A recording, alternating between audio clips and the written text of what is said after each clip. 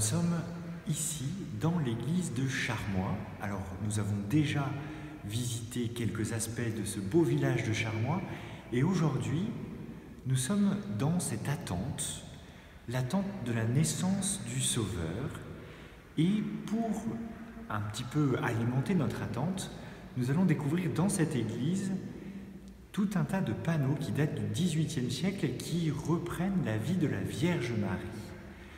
Ces panneaux, on va aller les voir tout de suite ensemble. Donc vous voyez ces tableaux qui sont de part et d'autre du chœur de l'église de Charmois et qui représentent les scènes de la vie de la Vierge Marie. Nous avons ici Anne et Joachim qui sont les parents de la Vierge Marie.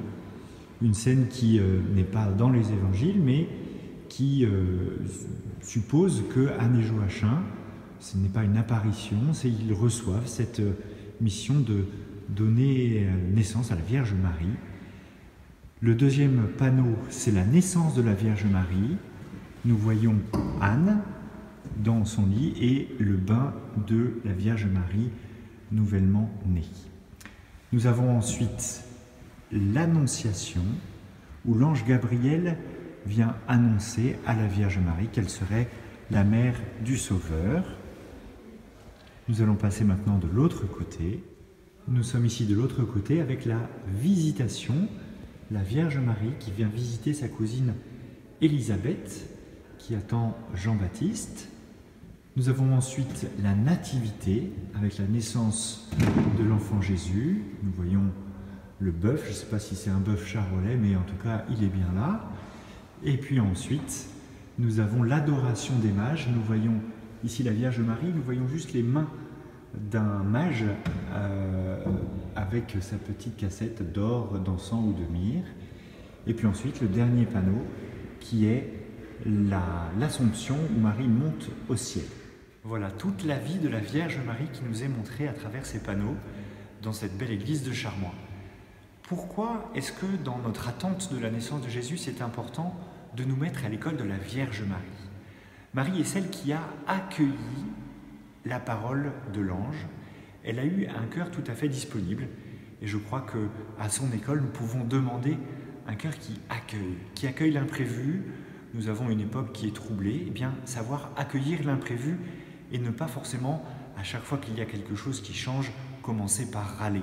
Vous savez que les Français, on est un peu spécialistes pour ça. La Vierge Marie n'était pas française et bien heureuse est-elle de ne pas avoir ce réflexe de râler, mais d'accueillir avec émerveillement ce qui arrive dans le monde.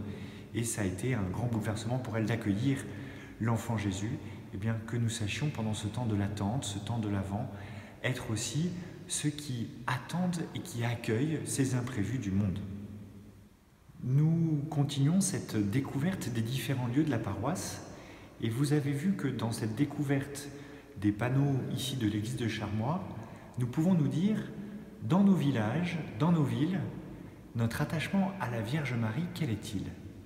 Si ici il y a tous ces panneaux qui retracent sa vie, qui nous aident à entrer un petit peu dans sa familiarité, son intimité, dans notre vie, quel est notre rapport avec la Vierge Marie? Vous voyez que l'histoire de tous les chrétiens ici, elle est forcément liée à cette connaissance et cet amour de la Vierge Marie. Un chrétien, ce n'est pas simplement celui qui suit le Christ, c'est aussi celui qui se laisse accompagner par la Vierge Marie qui, elle, a été par excellence celle qui a accueilli et suivi le Christ, son Fils. Donc pour nous, pour notre histoire, à tous les chrétiens de nos paroisses, il est important de pouvoir être toujours familier et aimant de la Vierge Marie. Bonne route avec la Vierge Marie et la suite de nos aventures pour la prochaine fois. À très bientôt. Magnificat.